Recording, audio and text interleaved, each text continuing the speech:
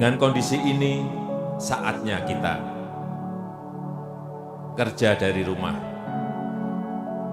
belajar dari rumah, ibadah di rumah.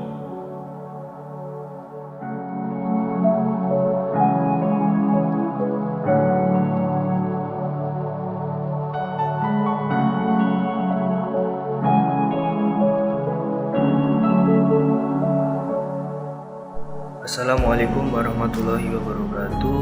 Nama saya Muhammad Aman Ma'ruf Hartono, kelas 9 dari MTSN 7 Blitar.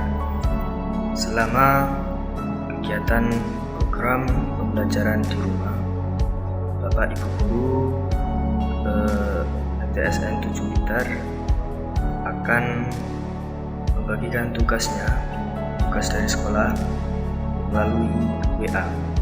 Bapak dan Ibu Guru MTSN 7 Blitar juga mengadakan kegiatan gerakan literasi MTSN 7 Blitar. Nah, di situ kita bisa menulis puisi, narasi, dan sebagainya. Assalamualaikum warahmatullahi wabarakatuh. Perkenalkan, nama saya Indah Stuti. Saya kelas 8 di SMP PGRI Dwawates. Nah, libur bersama yang sangat panjang dan sangat terpaksa ini, SMP PGRI Dwawates mengadakan program pembelajaran secara online, yaitu lewat WhatsApp, dan menurut saya lewat WhatsApp itu lebih mudah dan cepat.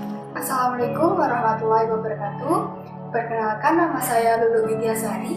Saya bersekolah di SMK Negeri 1 Pamuljo. Saya kelas 10 dan mengambil jurusan akuntansi. Jadi sekolah saya tetap memberikan pembelajaran dengan memberikan tugas-tugas individu kepada para siswanya. Mereka atau guru-guru memberikan tugas melalui grup WhatsApp, Viber, bahkan ada yang di classroom. Pembelajaran yang diberikan tetap seperti biasanya seperti di sekolah. Contohnya, ketika hari Senin ada 4 mapel pelajaran, maka para murid di rumah akan diberikan 4 tugas dari mapel itu sendiri. Assalamualaikum warahmatullahi wabarakatuh. Perkenalkan, nama saya Alfa Andranika Devia Apriliawati. Saya kelas 10 IPS TKJ di Man 3 Malang. Nah, berkenaan dengan libur bersama yang cukup terpaksa ini, di Man 3 Malang mengadakan program pembelajaran secara online. Nah, teknis pembelajaran online tersebut ada 2 teknis. Yang pertama, yaitu melalui media sosial berupa WhatsApp yang mungkin pada saat ini lebih mudah kita jangkau untuk mengikuti pembelajaran online tersebut. Kemudian yang kedua, menggunakan aplikasi Classroom yang menurut saya itu lebih rumit untuk mengikuti pembelajaran online karena belum ada bimbingan sama sekali sebelumnya untuk penggunaan aplikasi tersebut. Assalamualaikum warahmatullahi wabarakatuh. Saya Sylvia Bella Fionika, kelas 12-nya MA Nurul Islam Wates. Alhamdulillah saya diterima di Universitas Brawijaya, jurusan Agroekoteknologi. Dampak yang sangat saya rasakan terkait COVID-19 ini adalah terhambatnya proses belajar mengajar di sekolah, sehingga proses pembelajaran dilakukan dengan sistem dalam jaringan, yang itu sangat menyulitkan bagi kita karena penguasaan teknologi yang belum memadai dan juga tidak adanya bimbingan sebelumnya. Kemudian dihapuskannya UNBK, tidak adanya Purnawiyata bagi kelas 12, dan juga proses pendaftaran ulang calon mahasiswa baru yang ikut dimundurkan. Assalamualaikum warahmatullahi wabarakatuh. Perkenalkan, nama saya Novita Anggreni. Saya sebagai mahasiswa di IAIN Tulungagung dan saya menempuh program studi manajemen keuangan syariah. Kebijakan kampus kami terkait sistem kuliah daring yang dilaksanakan untuk mencegah penyebaran COVID-19 dilaksanakan cukup efektif, yaitu dilaksanakan melalui aplikasi online seperti WhatsApp, Google Classroom, aplikasi Zoom, dan lain-lain sebagai alat penyampaian materi dan tugas. Kebijakan ini dilaksanakan sampai dengan batas waktu yang belum ditentukan. Assalamualaikum warahmatullahi wabarakatuh. Salam budaya Rahayu. Perkenalkan, nama saya adalah Yuli Imam Utomo. Saya adalah salah satu mahasiswa dari Universitas Negeri Malang, jurusan Pendidikan Seni Tari dan Musik, konsentrasi musik. Nah, untuk kebijakan dari universitas, di mana saat ini kita harus melakukan kegiatan belajar di rumah. Itu harapannya untuk bisa mengurangi penularan COVID-19 dari yang memiliki gejala maupun tidak, sehingga kita merasa aman untuk belajar di rumah, dan kita juga tetap harus melaksanakan kegiatan yang sudah terencana di semester-semester ini.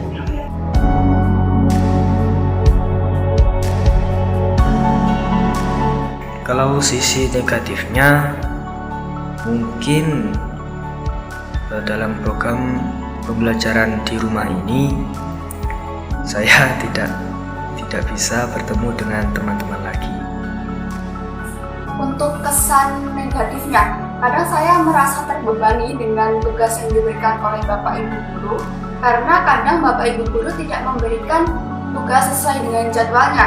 Contohnya, seharusnya pembelajaran yang biasa dilakukan di sekolah pukul jam 10 sampai jam 11, di rumah kita mendapatkan tugas tersebut mulai jam 7 dan harus dikumpulkan jam 9. Jadi kita kurang leluasa waktu untuk mengerjakan tugas-tugas itu. Dan kita kadang bingung harus mengerjakan tugas mana dahulu, karena kita menerima tugas tersebut dari beberapa guru dan harus dikumpulkan dalam waktu yang sama.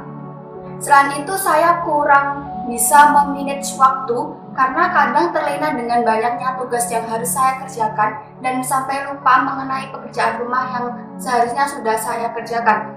Yang pertama, mungkin saja kan tidak semua wilayah itu memiliki sinyal yang cukup memadai untuk mengikuti pembelajaran online ini. Jadi, pasti ada siswa-siswi yang kesulitan karena sinyal yang cukup terbatas untuk mengikuti pembelajaran online ini. Kemudian yang kedua, mungkin kuota internet yang terbatas juga cukup menyulitkan kita untuk mengikutinya. Di sisi negatifnya yaitu yang pertama, kita terkendala oleh signal. Yang kedua, tugas-tugas yang diberikan terlalu banyak, sedangkan deadline waktu sangat singkat. Dan kesan negatifnya kita jadi kurang untuk melakukan kegiatan-kegiatan yang lebih luas lagi. Kita terbatas oleh kegiatan-kegiatan yang harus dikerjakan di rumah. Jadi apapun yang terjadi ya kita harus di rumah saja.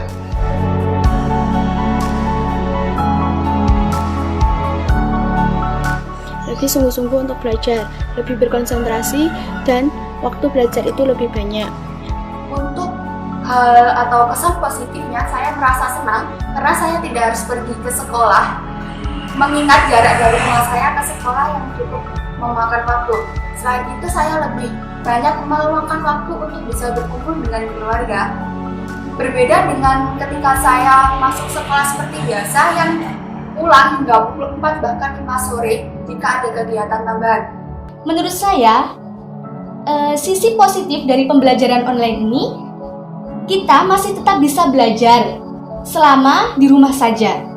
Kita masih ada bimbingan untuk pembelajaran setiap harinya. Tapi di sisi lain, adanya COVID-19 ini membawa dampak yang positif, seperti masyarakat jadi menerapkan pola hidup bersih dan sehat. Kemudian adanya inovasi-inovasi baru bagi guru dalam mengajar karena proses pembelajarannya tidak seperti biasanya.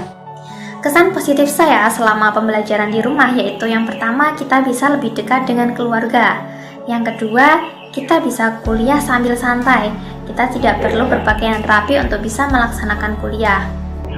Nah, kesan positifnya dari kegiatan belajar di rumah ini adalah yaitu sangat baik untuk mengurangi penularan COVID-19 tadi ya.